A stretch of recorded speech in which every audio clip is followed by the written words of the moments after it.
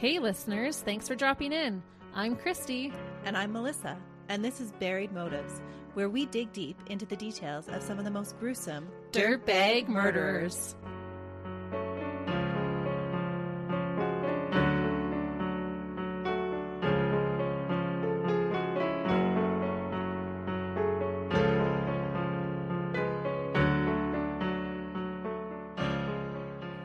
Hey listeners, Welcome back to Buried Motives. we're so glad that you're joining us. And we're thankful that you keep coming back to listen to more. Speaking of being thankful, this weekend coming up is Thanksgiving. It is here in Canada, and we love a good Thanksgiving celebration. Absolutely. There's so much good food. It's all about the food when it comes to Thanksgiving. So is your case all about the food? No, unfortunately, this case might make you lose your appetite, to be honest. Oh, is it a gruesome one? It's very gruesome. Thanks for the heads up, Christy. Yeah, I do put a little disclaimer in here, but I do focus a lot on the details of this case, which is pretty gnarly. Fair warning then. For sure.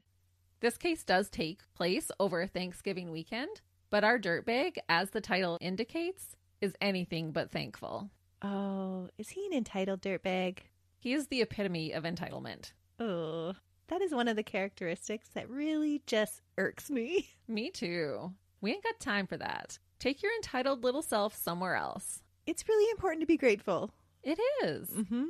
But unfortunately, not everybody can see the good around them and show gratitude for the things that they have been blessed with in life. So was he blessed? He absolutely was. Let's get into it and I can explain a little more. But first of all, I do want to ask, and I'm sure you'll have the right answer for me, but when we examine a killer dirtbag, what is that one common thing that most of them experience as a child? Abuse? Yeah, abuse of some sort. Ironically, the man-child that we will be discussing today experienced the opposite of that. He was so well taken care of that he became so spoiled rotten that he was willing to kill to ensure his entitlement continued. That's just the kind of dirtbag that grates on my nerves. Today's double homicide took place over a Thanksgiving weekend, but the monster who killed them was anything but grateful. Because our killer had a good upbringing and home life, there isn't a lot to report about his childhood. His despicable motive for murder was greed and laziness. Isn't it funny how those two go hand in hand, greed and entitlement? Absolutely they do. In fact, he was so lazy that he gave up halfway through even trying to conceal his abominable actions. He had never learned any work ethic? No, he never had a job in his entire life. Oh. How old is he then at the time of the murder? He's 28. Oh, he should have totally had a job by that point. Yeah. So what was he doing? Well, I'm going to let you know. I'm not going to tell you. That's it. We're done. So are you ready to get irked a little bit more about this man's entitlement? Yes. Okay, let's get into it. Joel Michael Guy Jr. was born on March 13th, 1988. He grew up in a nice house at 11434 Golden View Lane in West Knox, Tennessee, the house that he would eventually murder his own parents in.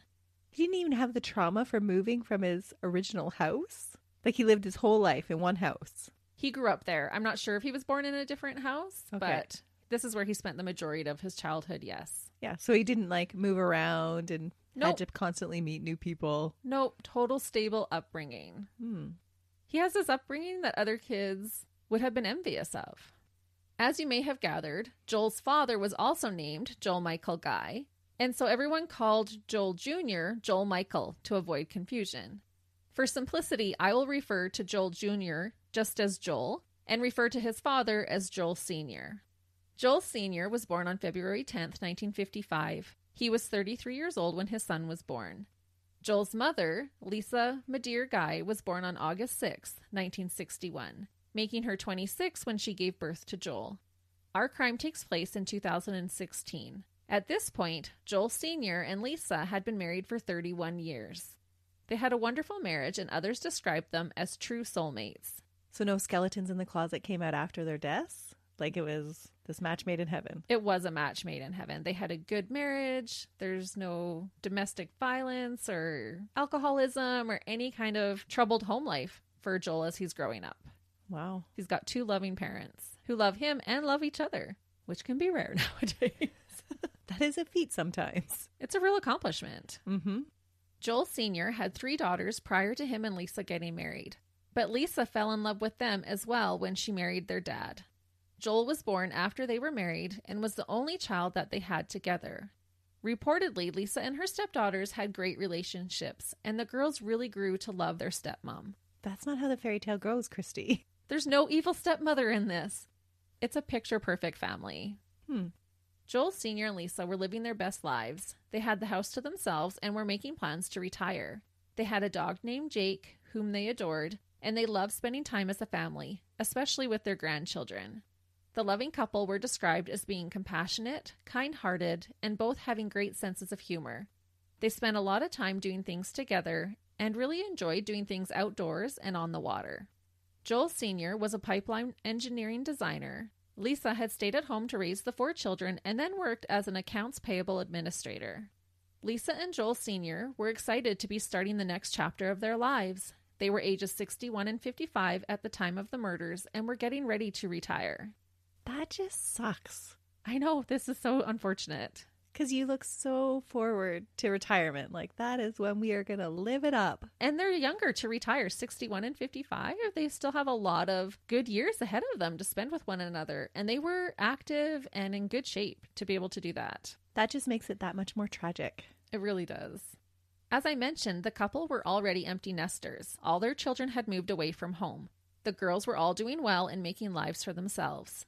Joel graduated from Hahnville High School and then spent 9 years going to various universities. Joel apparently was studying to become a plastic surgeon, but then after 9 years of mom and dad paying for his education, he decided to just drop out without a completed degree. Oh, no. And his education was not the only thing they were paying for. Joel was 28 years old and had never had a job in his life. His parents paid for everything. They paid for his apartment in Baton Rouge, Louisiana, and gave him money for all of his expenses. I would have never stopped any schooling if somebody was footing the bill and just let me be a professional student full time. Right. But after 9 years, he still hadn't even completed a degree. Which is insane. It is. He's living the life then, though. Totally. Mm-hmm. Joel was described as socially awkward, and after dropping out of university, he spent a lot of his time just hanging around his apartment playing video games. And I thought, what a catch. The girls were knocking down the door for him? I actually wrote, insert puke emoji. Joel was a loner, even at family functions. His one stepsister later said that he barely knew her kids' names. Joel was only interested in himself. He was a freeloading hermit. So was he like a social recluse that didn't like to be around anybody at all? Like, did he have social anxiety or anything like that? There was no reports of official anxiety being diagnosed for him, but he did like to just keep to himself. Well, it's so much more fun to play video games than to have to interact and hold a conversation with somebody else. Yeah, especially when mommy and daddy are paying for all of your bills, you can just sit on your butt and play video games all day. That's awful. Especially at 28. We're not talking about a 14-year-old boy here. And if you're that removed from other people, then you can see how he wouldn't have any empathy or compassion or be able to see other people as human beings. Right. He's not developing those relationships. Yeah. They're just means to ends for him. So what does it matter if I kill anybody? Because my life is all that matters. Yeah. And with what he does, he probably did share some of those views for sure. Despite all this, Lisa doted on her son. Even though he was moved out, his room remained untouched, with all his things as he had left them. Reportedly, the only reason that Lisa had gone back to work was just to pay for all of her son's bills and expenses. She would go to work and then basically just hand her paycheck over to her son. And that made me so angry. I thought, what a lazy little weasel, letting his mother, who was in her 50s, work at a job just so he could sit on his butt, as he's approaching his 30s and has zero responsibilities. Yeah. That is just awful. That left a really bad taste in my mouth. What a little dirtbag. Yeah. To sit back and watch your mom slog away while you're perfectly capable of doing something for yourself. Yeah. At that time, you could be the one out working to try and help your mom, who has always given you everything you ever needed. As they prepared for retirement, Joel's parents realized that they needed to stop supporting their son financially. It was time for him to provide for himself. It's about time. Yeah, rightfully so. Allegedly, Joel Sr. had wanted to cut Joel off financially much earlier, but Lisa couldn't bring herself to do it. They decided that they were going to give him until Christmas to start supporting himself. It's always a hard decision, right? You always want to look after your kids and give them the best possible start. But sometimes that line gets so blurred when they take advantage of it. For sure. And sometimes teaching your kids to do it for themselves is giving them that best possible start. Sometimes that's hard to see in real time, though. For sure. Because you're trying to be kind. You're trying to do what you think is right. And if he was going to school to become a plastic surgeon, they're trying to support him to achieve his dreams. But he was not achieving anything over there. There was no accountability, it sounds like, on his side. No. And he had just given up. He had dropped out of school. And that's always a bad scenario when people are just being given something with no accountability. Right. Then they don't appreciate it. They don't learn to be grateful for the things that they have because they've never had to work for them. Mm-hmm. Can you tell we're a couple of moms as we're discussing this? Tough love. Sometimes. The couple were selling their home where they had raised their kids and were planning on moving to Sirgoinsville, which is in the upper east part of Tennessee. Joel Sr. had inherited the family home there, and it was the perfect, quaint little place for them to enjoy their golden years. Aw, just a place where all their grandkids can meet and run and do all those fun things. Yeah, it was a home that had been in the family for a while. It's a small little town. It was perfect for them. They no longer needed this big house. Or a home where they had preserved all of their son's things perfectly. Exactly. They were ready. They were ready to pack it up and to move. And how exciting for them. I am so looking forward to that time in our lives. We can just do what we want to do. Enjoy time with the grandkids. It'll be a fun time. If there's any listeners out there that don't think that's what retirement is all about, don't tell us that. Yeah, we don't want to know. Nope. We're dreaming about it. That's right. We want to be retired and just be able to talk about murder and just continue our podcast. That's right. None of those other side jobs that we have. Exactly. In the United States, people celebrate Thanksgiving on the third Thursday in November, instead of on the second Monday in October like us Canadians.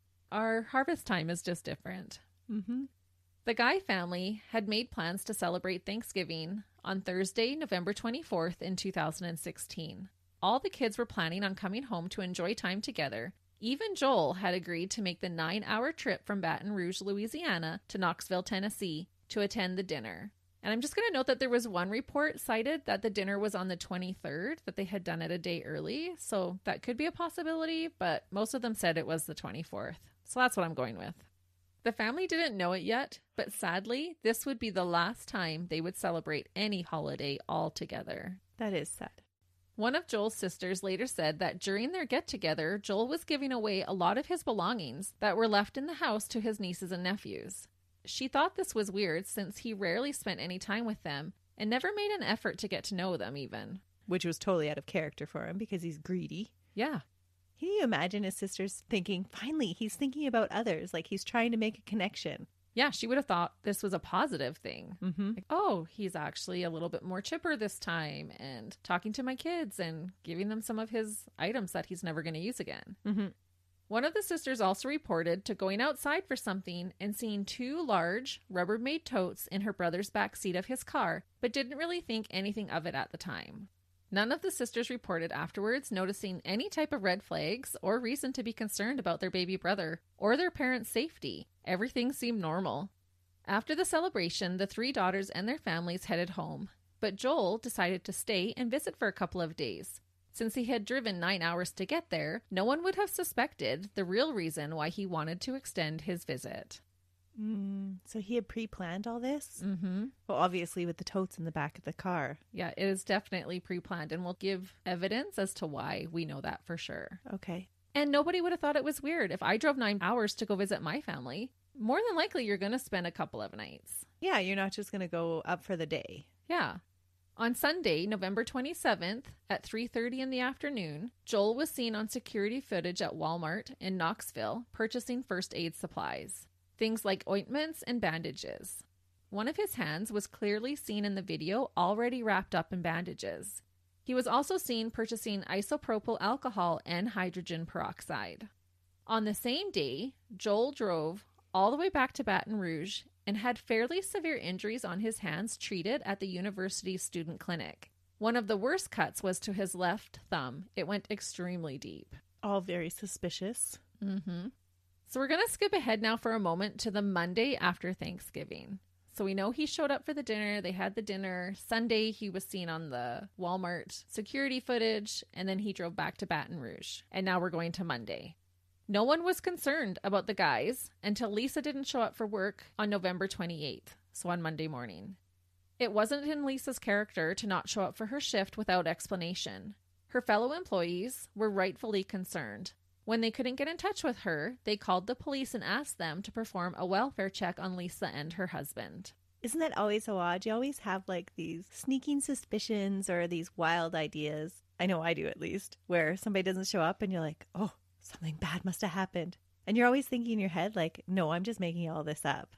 And then to find out that it's actually true. I know. I was thinking that too. Like for them to actually call the police right on Monday asking for a welfare check. I don't know if I would. It's obviously what is the right thing for them to do. But sometimes we second guess ourselves and think, no, they're fine. Maybe she's got a flat tire. She'll tell us, tomorrow, or she'll call later. Mm-hmm. I would have totally second guessed myself. Yeah. I probably would have had that initial reaction of, oh, something bad's happened. But then I wouldn't have followed through. And I would think, oh, maybe an emergency happened. They got into a car accident. Maybe her husband had a heart attack and she didn't think to call in. I would be thinking more reasonable things. Yeah, not murder. Not murder. Mm-hmm. No. But thank goodness they did call the police and asked for a welfare check, which the police obliged. No one could have prepared the police for what they were about to find. Those welfare checks they're necessary, but I don't know how the police go to them time after time. I know.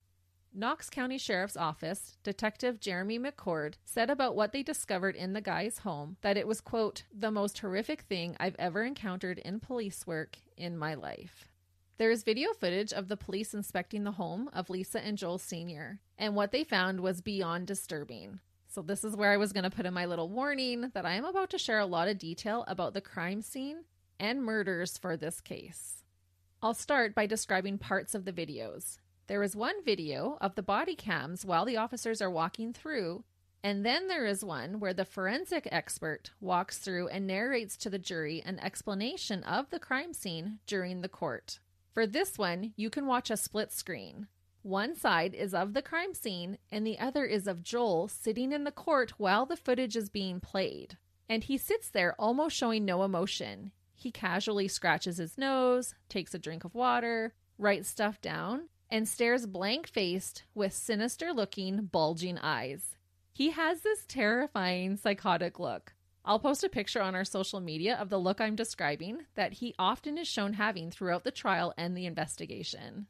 And he showed no emotion at all. None. It always floors me when they can pull that off. Yeah, he just sat there with no emotion, these big eyes staring up at the screen. It was like he was in a lecture hall at university. Meanwhile, they're showing the evidence of his crime, brutally murdering his parents. Yeah, his handiwork is being showcased. Ugh. And he's not even squirming in his chair. He's not having to look away. He's not covering his face. He's not looking distressed in the least bit. Which just goes to show you how removed he is from any human emotion. Yeah. He's been locked up in the basement playing video games for too long. Yeah, it's really terrifying to me. So much so that I had to show Melissa a picture of him. Like, you have to see these bulging eyes because they are going to haunt me. So now she wants them to haunt me too. That's right. Am I going to be haunted? You're my partner in crime. You have to be haunted too, hun. Thanks for that. You're welcome. The one that has nightmares and is scared of everything. Who is doing a murder podcast with me. You knew what you were getting into. Officers entered the guy's home through the garage. One of the cars parked outside was unlocked, and they used the garage opener from inside the car to open the garage.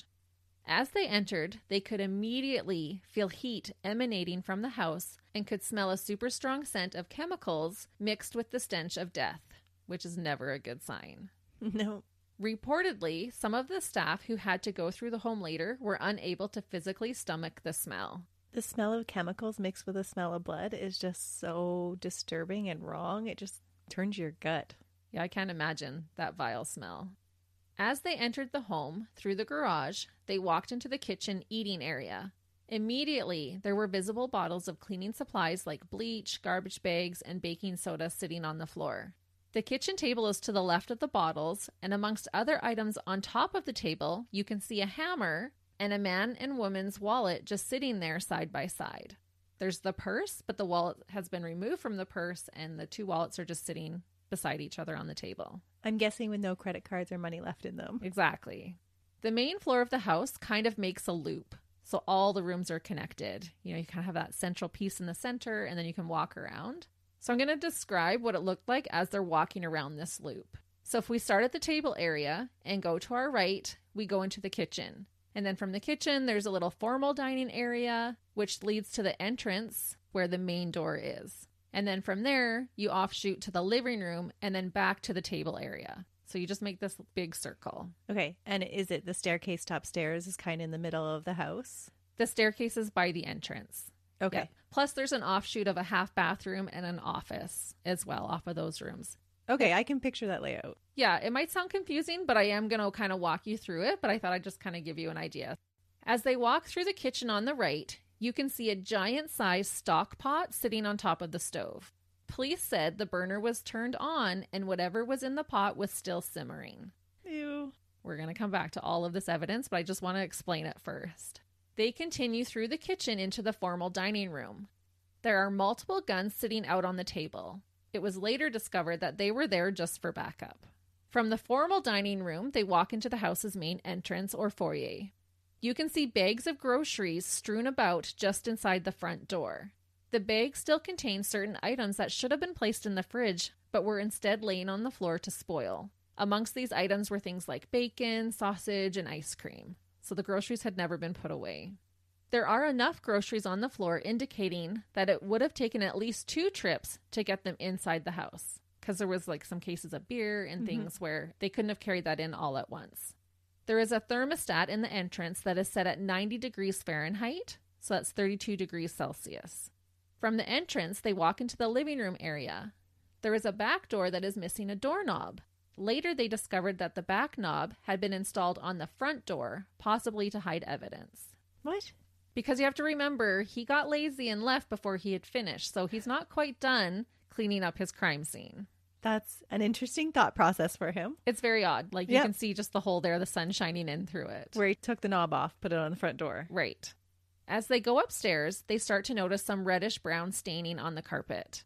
Forensics use the term reddish-brown staining, or RBS, to describe anything that they suspect is blood before it is tested. Mm-hmm. It did not take long for police to discover large amounts of blood everywhere. Down the hallway, on the walls, all over the floor.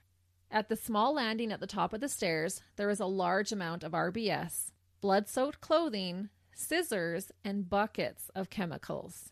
Because the dirtbag had never learned to clean because he was so entitled and taken care of. Yeah. From the landing, they show the master bedroom, with a large heater turned on full blast and blowing. There is a bunch of random items strewn about the middle of the floor. Amongst them are odd tools and cleaning supplies. But what I found really weird is there was even a few stuffed animals on the floor there. Maybe left over from the grandkids visiting. Maybe. And so with all the heat being on, is he trying to change their body temperatures for time of death? He is. And we're going to talk about that. As you walk into the ensuite, you can see plastic sheeting laid over the entire floor. On the plastic sheets are the 2 large blue Rubbermaid totes that Joel's sister had presumably seen a few days earlier in the back seat of his car. There is a shower as soon as you enter that has a black garden hose attached to it instead of the regular spout. There is a bloody knife sitting in the sink and rubber gloves sitting on the counter. As they approach the totes, they discover a liquid-like sludge with pieces of human remains inside. Ugh. The totes were so full, they were bulging at the sides. On the body cam police video, you can see the police officer enter and identify themselves. They've got their guns drawn, they're yelling, "We're here for a welfare check." When they go upstairs, they look inside the exercise room, where there were large amounts of RBS, or that reddish-brown staining, all over the room. There are large pools of it on the floor and smears of it all up the walls. It looks like a rowing machine is tipped over on its side. There are knives and clothing on the floor, and then suddenly you can hear one of the officers scream out when he notices 2 severed hands just laying there on the floor. Ugh. During the police cam video, you can hear Lisa and Joel Sr.'s dog yelping in a closed room. He had been left in a room to fend for himself.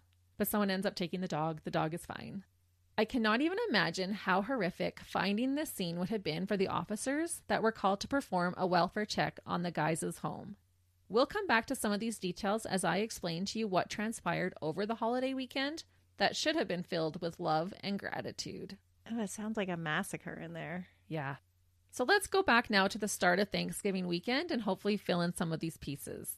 The dinner and celebration went totally fine.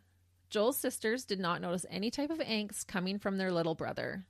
Joel normally didn't interact with the family too much, but he made it through the festivities and had even given his nephew and nieces more attention than usual. With his parents selling the house and planning to retire, I assume there would have been a lot of talk about the parents starting their new chapter in life. I bet they even discussed having Christmas in the new house. During the entire interaction with his family, Joel knew that his parents would not be alive to celebrate Christmas. He had a plan he would unfortunately carry out. Oh, that's super disturbing. It is. And how he could keep up that facade of just, yeah, we're going to be there at Christmas and you guys are starting on this new chapter of your life. And taking part in those conversations when all the time he had these ulterior motives. Yeah, and there would have been excitement and everyone would have been discussing it in probably a positive way. Mm-hmm. I wonder if he was like secretly being like, hee, I guess you're not going to be doing that. Or would he even have that much emotion? Because honestly, he sounds like a emotionless dirtbag. Yeah, he has the personality of a cardboard box. Mm-hmm. That's what it sounds like. Mm-hmm. And as a mother, I cannot even fathom cutting my child a Thanksgiving Day piece of pumpkin pie to eat, not realizing that while I was serving them that piece of pie, they were planning out a vicious and deadly attack on myself and my husband. No, you would never think of that. No, it's so eerie to think about later. Because he wasn't even being all disgruntled and arguing. He was being really great during this dinner celebration. Could you imagine? I think any mother would be like, oh, finally we're turning a corner. Things are getting better. Look, he's interacting with us. Yeah, we're going to get on the right track. He's not that upset about having to support himself. He's finally going to get on his own 2 feet. It's going to be okay.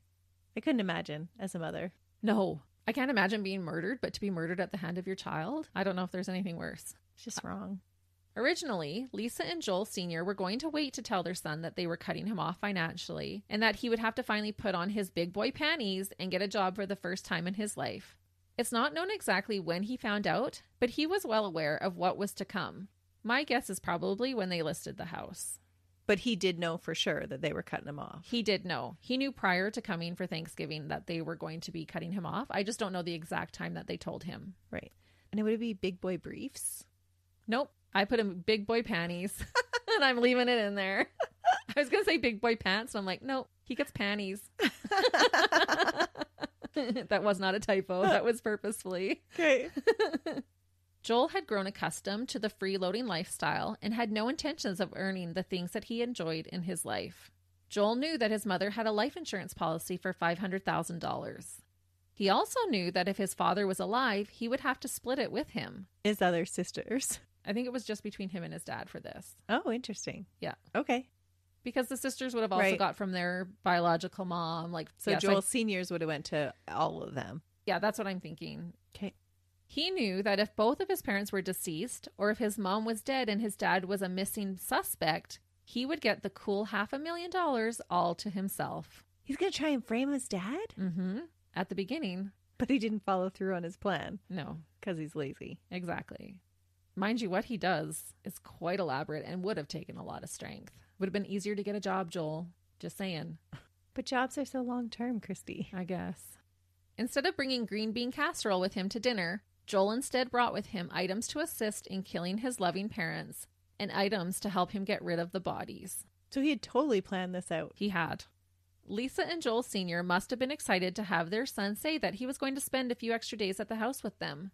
Dinner was on Thursday. He spent all day Friday with them. And then the next day on Saturday, November 26th, he decided it was time to strike. I don't know if he was trying to get up the nerve or just waiting for the right opportunity. My guess is waiting for the opportunity. That's what I'm thinking. Because he seems very cold and calculating. Mm-hmm. Well, and his opportunity he did get. Lisa went out to grab a few items at the grocery store. She was seen on Walmart surveillance video at 12:15 p.m. Joel took this opportunity to begin his diabolical plan. He must have felt it would be easier to overpower them one at a time. Joel Sr. was upstairs in their exercise room. Because how many of us do hit the gym after a couple of days of nonstop holiday eating? So true. While he was using the rowing machine, his only son came up behind him and started viciously stabbing. Joel stabbed his father a total of 42 times, injuring his lungs, liver, and kidneys. That's some hatred. That is. Especially when he had access to guns. Like, you think it would be so much easier just to shoot him from behind. No, he wanted to stab them. And we find evidence of this. And we know for sure that the guns were just for backup. In case things went awry and he needed them. And that is, anytime there's a stabbing, that is up close and personal. There is a lot of rage going on in there. 42 times? Mm-hmm. That's a lot of rage. Yeah, people don't even realize the physical strength it takes to stab someone 42 times. He would have been exhausted afterwards. Yeah, because he's only used to playing video games all day. Mm-hmm. Looking at the crime scene photos of the exercise room, it was clear that Joel Sr. had fought extensively for his life. During this struggle is when Joel sustained the multiple cuts to his own hands. I couldn't even imagine that struggle against your own child to save your own life. Yeah, because you wouldn't want to hurt them either. Do you think so? Do you think it would go past that instinct to protect them, to preserve your own life? I think it would. I don't know. I don't know what would go through your mind. You'd be so taken aback. He's sitting there just working out. You know, Lisa's gone to the grocery store. They probably were planning what they were going to have for dinner that night because she's gone to go get a few things. Yeah, I think adrenaline would take over and self-preservation. I don't know what would go through your mind. Because I would think, yeah, you'd be okay with injuring your child to get them off you, but would you actually even want to kill them? Probably not. No, but you would definitely defend yourself. Oh, yes. Definitely you would defend yourself. Mm-hmm. And the one cut looks like it almost went through his thumb. It was really deep. But in a mad flurry of 42 stab wounds, who's to say he didn't cut his own thumb? That's true. Right? That often happens with a stabbing. Your hand will slip down the edge of the knife. And you have so much adrenaline running through your body, you're not really aware of where your limbs are. Yeah. And it was not a fair fight either. He came up behind him and started stabbing him in the back. So how many stabs did he get in before his dad could even turn around to start defending himself? It's just crazy. And just imagine the shock when he turned around and saw that it was his son who was attacking him. Mm-hmm. He probably would have thought someone had broken into the house. Yeah, that's betrayal. He might have even called out for his son to come help him. Oh, that would be an eerie thought. Hey? Yeah. So terrible. When Lisa came back from grocery shopping, her monster of a son turned his sights on her. Joel stabbed Lisa a total of 31 times, severing 9 of her ribs. What? Totally severing them. The piles of groceries that I described earlier suggested that Lisa was ambushed by her son as soon as she returned home.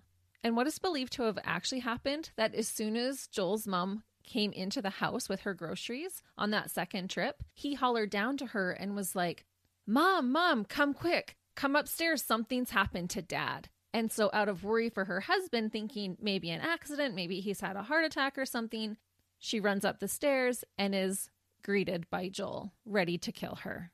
And this theory is supported by the evidence of not having a bunch of blood there at the groceries when she first walked in the door. The blood was upstairs in the exercise room. And what went through their minds? They must have been so shocked and confused as to what was happening.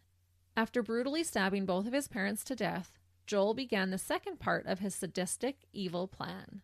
First, he went to Walmart to purchase the first aid supplies that he was seen on the surveillance video purchasing. There wasn't any in the house? I think those are pretty standard first aid kit things. Yeah. And are you even thinking clearly at that point? No, probably not. Know. With spending 9 years pursuing a medical career, you'd think at least by then he would have known how to stitch his own hand up. That's what I was thinking too. Like, didn't you get any knowledge at your university experience? That is odd. Yeah. He also took the bank and credit cards from his parents' wallets and took out as much money as he could. He attempted to use their credit cards to pay some of his bills. Apparently, he had attempted to pay months of rent in advance. I wonder if he paid for his medical supplies with their credit cards. Probably. At the store. Oh, yeah. Man. And he had bought a few more supplies for cleaning up while he was there, too. Joel started to dismember the lifeless bodies of his parents. He cut off his father's hands at the wrists. These are the hands that the officer found just laying on the floor in the workout room. He removed both of his father's arms and legs completely. He had also severed his father's right foot from his leg. The arms were removed right at the shoulder blade, and the legs were removed right at the hips. Joel removed both of his mother's arms at the shoulders and both of her legs from below the knee. However, he also removed her head. And he didn't just cut her head off, but snapped the topmost vertebrae of her spine by force. What? Mm-hmm. Why does he hate them so much? Because they were cutting him off. But that's hardly a reason to hate that much. Yeah. Like, I could understand if they had severely abused him all his life and he just had this rage towards them. But, oh my goodness, over a little bit of money? Yeah. You're 28, go get a job. Exactly. But he didn't think that was fair. Why all the violence of the way he kills them and the way he treats their bodies? I know. I can't even imagine. Like, that just speaks to so much rage. Mm-hmm. And then for him to not show any emotion, too. Like, he has all this rage, but then sits there blank-faced. Yeah, that is so bizarre. It is. Joel placed each of his parents' bodies in their own Rubbermaid tote and filled the totes with acid. He was wanting to dissolve as much of their flesh as possible. Before placing their torsos in the bins, he inflicted a large cut in their torsos so that the bodies could absorb the chemicals more quickly. And remember that large stock pot that I told you was simmering on the stove when the police entered for the welfare check? Oh, that's gotta be his loving mother's head. It was. Joel had placed his mother's head in the pot and had been boiling it for over a day. Again, why more rage against his mom, who actually was defending him more often than not? Yeah. Like, you think that would have been towards his dad, whose idea it was to cut him off. Yeah, who was wanting to do it even earlier. But maybe he felt betrayed because she finally gave in to her husband instead of him. Maybe. And I had read in some accounts that there was acid in that pot as well while he was boiling it. That poor woman. Joel made an attempt to clean up the crime scene, but quickly realized how much work it was. He thought he could break down as much DNA as possible by turning up the heat and blasting heaters in the home. The heat did speed up the decomposition.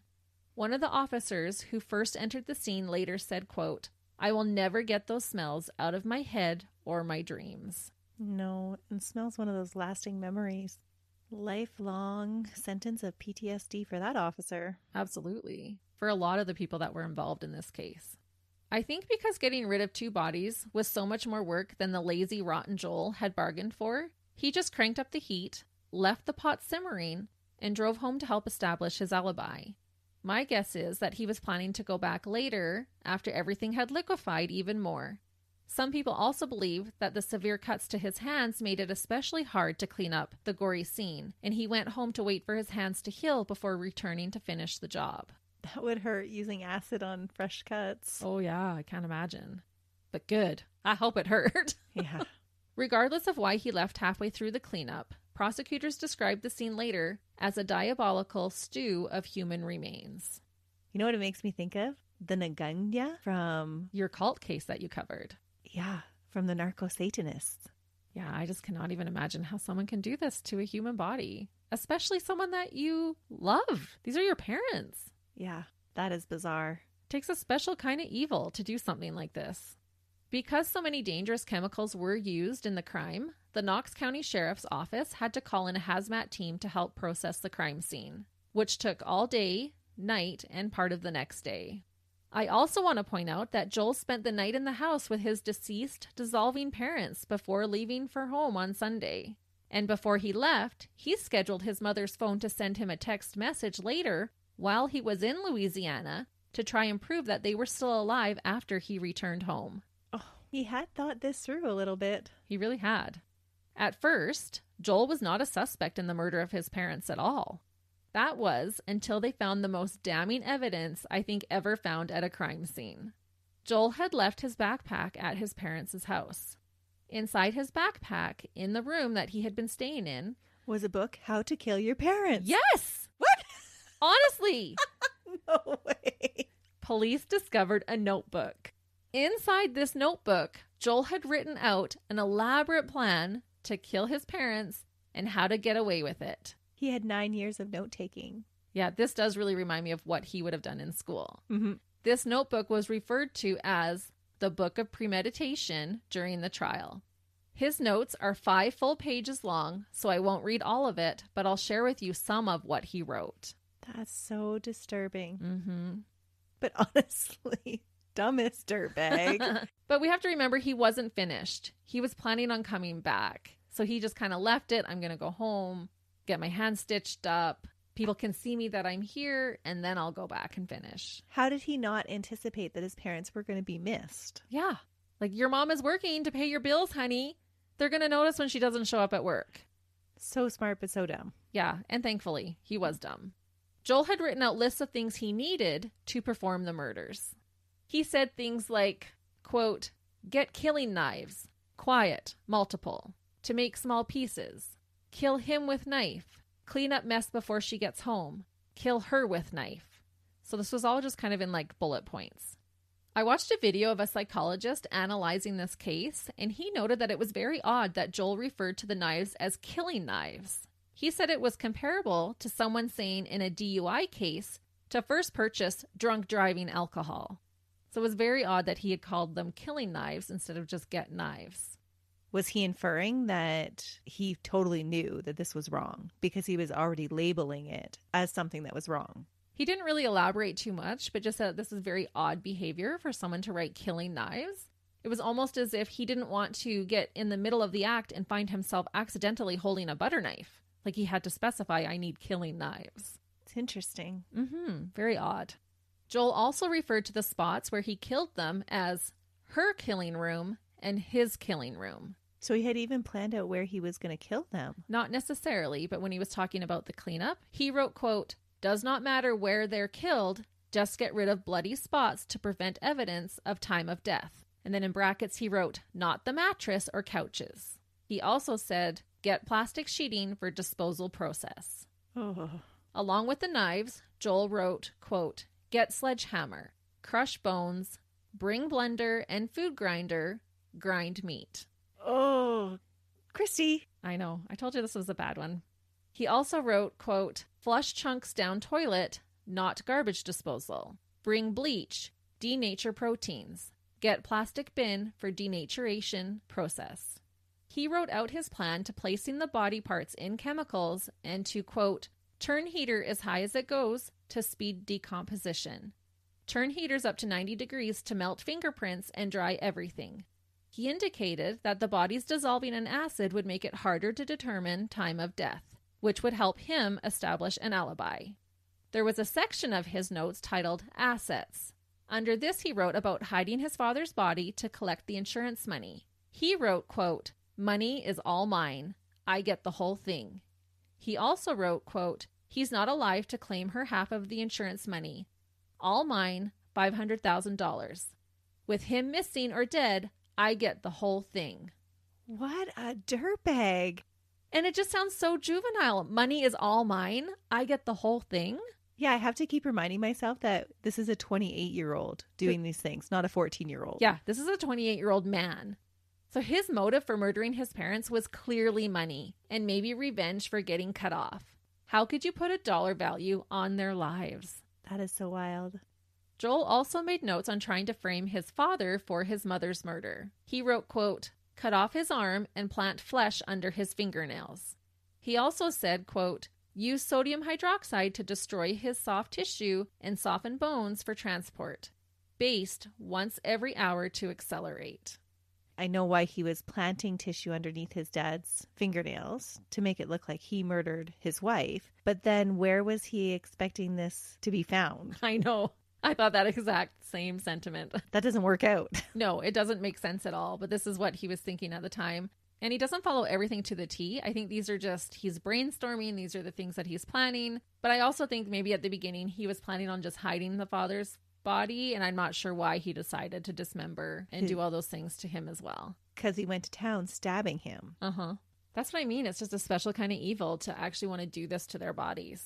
And that's the rage that I don't understand. And even to write things like based every hour to accelerate, there's just no emotion in there. That's just methodical though, right? Right. It just makes him seem more like a robot. Yep. He continued to say, quote, he needs to be blamed, not intruder. One of the main reasons Joel had removed his father's hands, though, was that he could plant his father's fingerprints on incriminating items. So he was just going to walk around with the hands and put it on all the different knives and doorknobs and that kind of stuff. But it's a severed hand. I know. But if you're finding a fingerprint on a knife, you're not going to know it's from a severed hand. Right, but you're still finding his severed hand. Unless, I guess he was planning on getting rid of the whole body. I think so. And then the severed hands would have never been found. Right. He was not very smart about how he went about this. No. And thank goodness, because we're glad he got caught.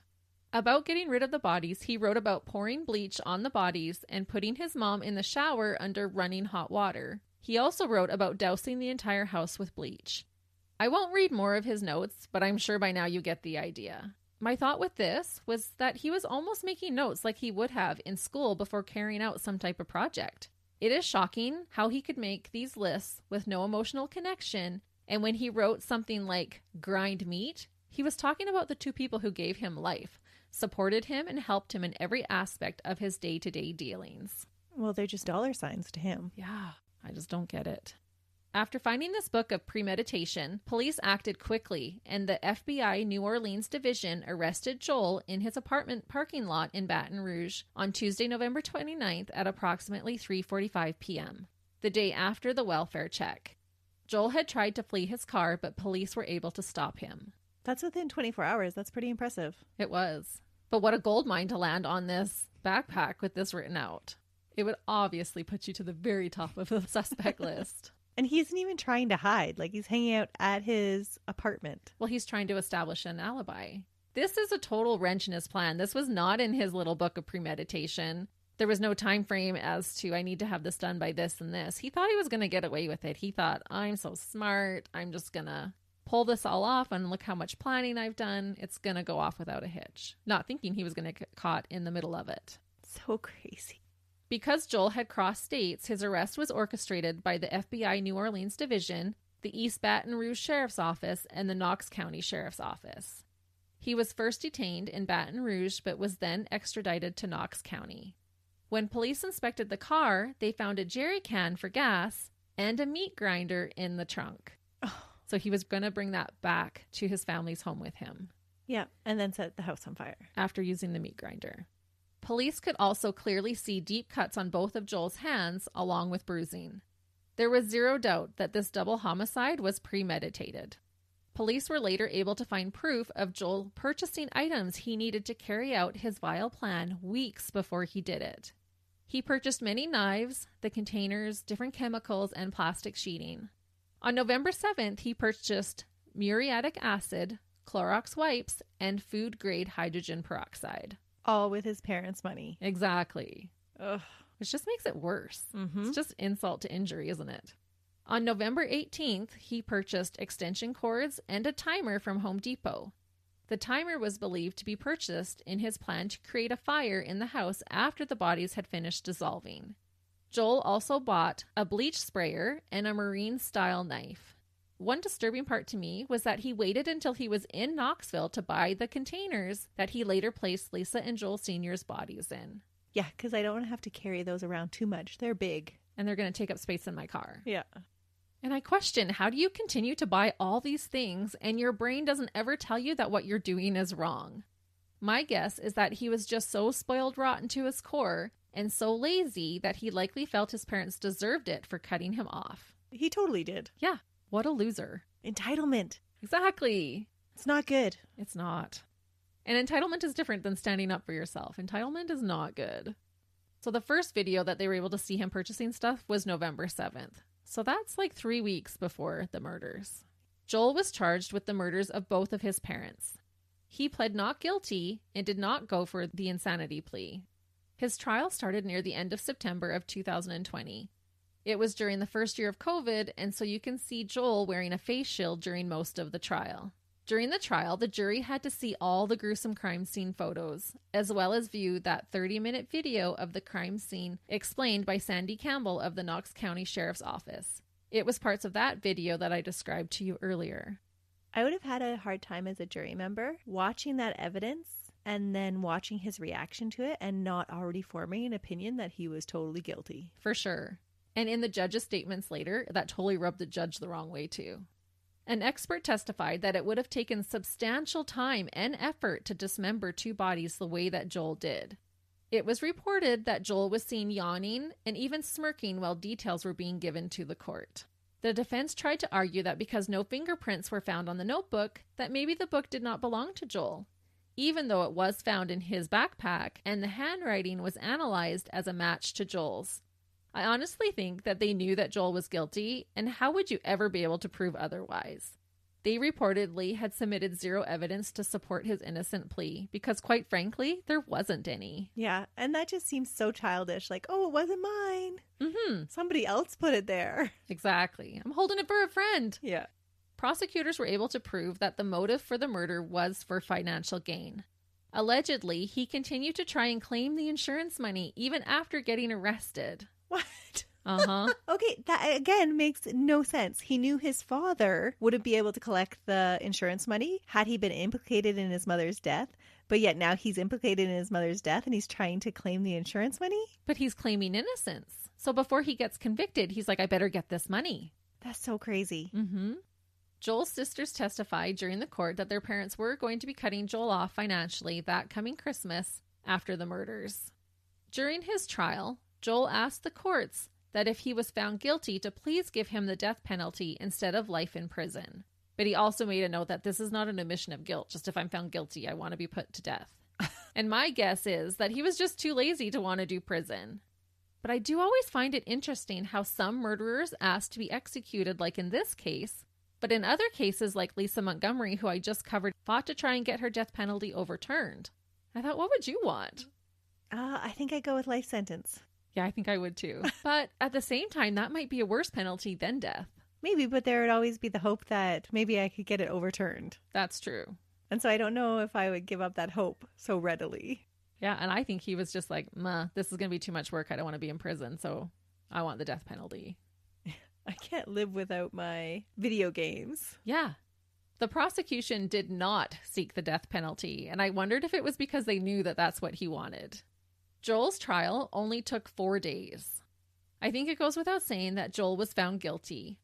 On October 2nd of 2020, he was found guilty of 2 counts of premeditated first-degree murder, 3 counts of felony murder, and 2 counts of abuse to a corpse. Again, he just sat there, blank-faced, while the verdict was read. The now 32-year-old Joel was sentenced to 5 life sentences with the chance of parole after 51 years.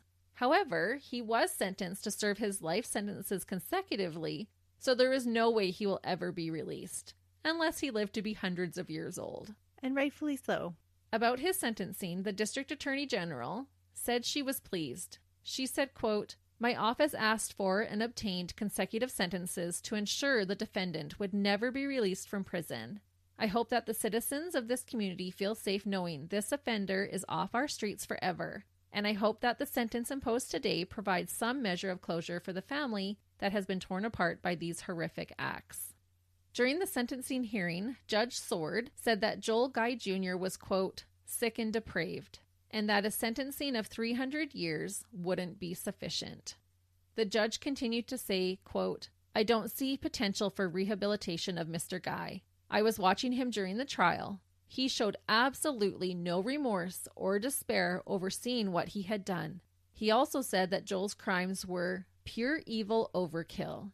He said it was the, quote, "most extreme abuse of a corpse I've seen in 25 years. And I hope it's the most serious that I'll see in my career."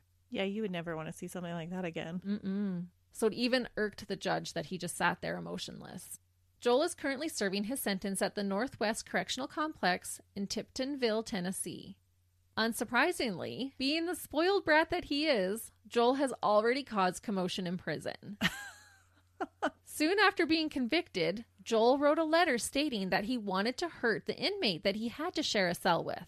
In the letter, he said he was thinking of gouging out the other man's eyes while he slept. He said that there would be nothing that they could do to stop him, and that he could do it quite easily with his hands. He said, quote, "I shouldn't be allowed access to another person while they are unconscious." That's his attempt to get a room all to himself. Yes.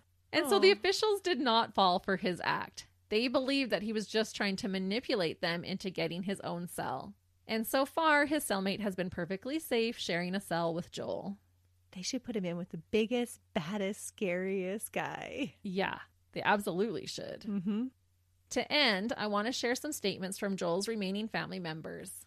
His sisters have said that they are unable to forgive him and left him out of their parents' obituaries.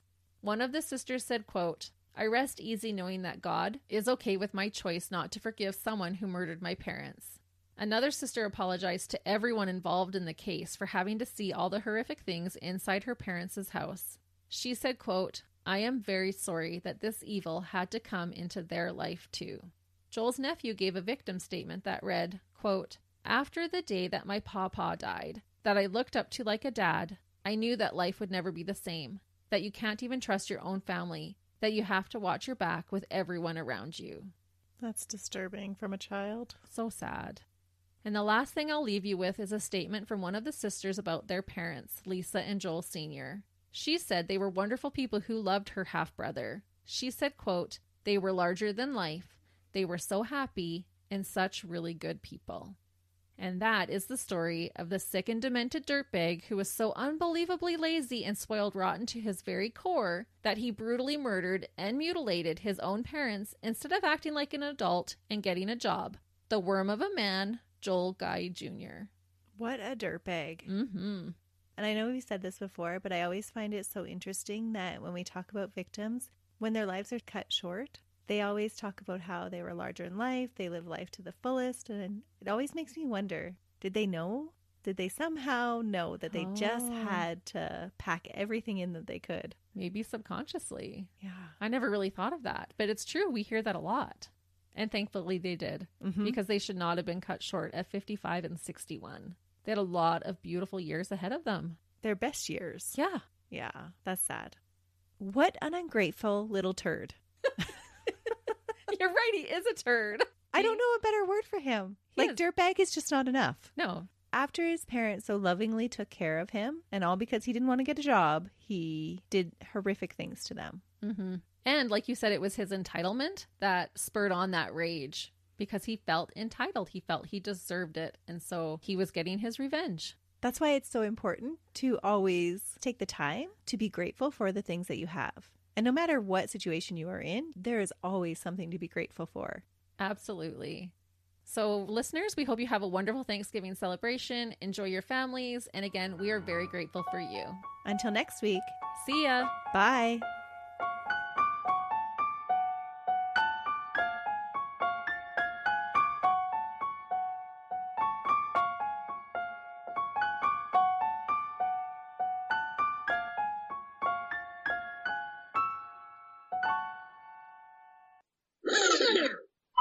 After 2 hours of talking, we're now going to get started.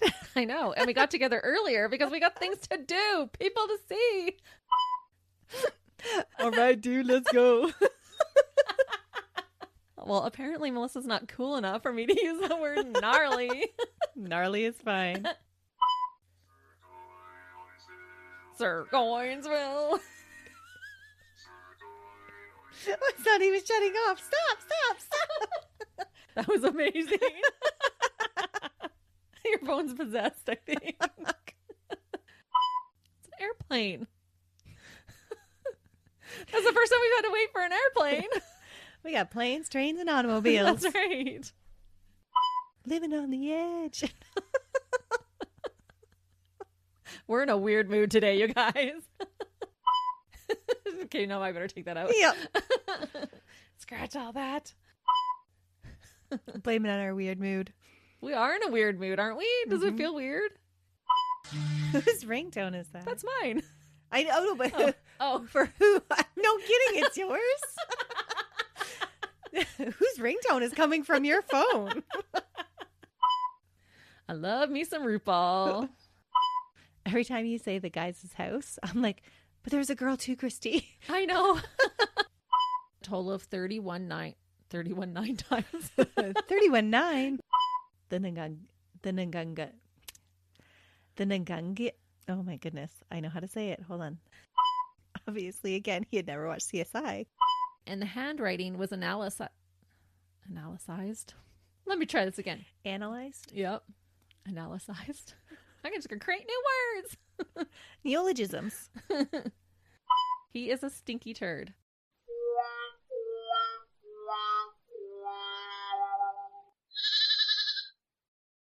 Another Sound Off Media Company podcast.